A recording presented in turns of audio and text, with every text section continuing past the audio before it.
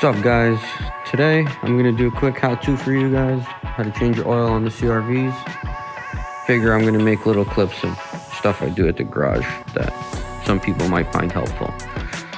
This is a 2013, but it'll be typical for the same gen as this.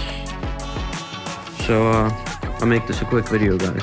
Alright guys, now that the car is in the air, we'll go to step one, which is removing this cover right here. Kind of pops out between the plastic, it's different color. So you got 4 Phillips heads, 1, 2, 3, 4. Then it slides back and pops down. So let me take that off and then we'll go to the next step. Alright, so with the cover removed, that bolt right there, pretty much the bottom one, grab 17 and take that off. But have a pan or something ready for the oil because it's gonna flip. Alright, so the next step will be removing the oil filter. Usually I put them on hand tight and they'll come off. Just have a pan handy. Alright guys, so now it's time to fill it all up and put the filter on. So I'm using the FRAM FF7317 and Pennzoil. So what I like to do is I like to dip my finger in the oil and just run it along the ring. So it's gonna have a nice seal.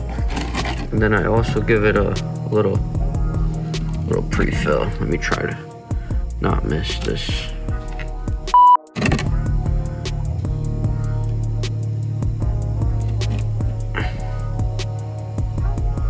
It's hard to record and do it.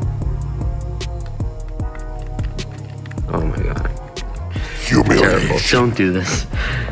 Alright guys, now that everything's buttoned up, your new filter, drain plug is tight, then you just gotta put this cover back on and simply slide it on, and then you got those 4 Phillips bolts.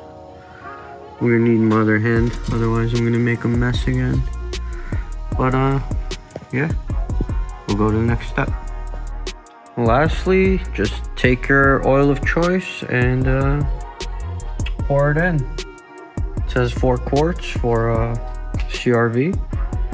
So do that at first and then make sure it's good. And yeah, go from there.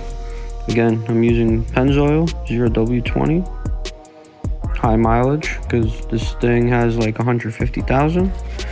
But yeah. That's it, just pour it in and close the cap, close the hood, check your oil level, and you're good to go, guys. I'll need my second hand for the pouring now.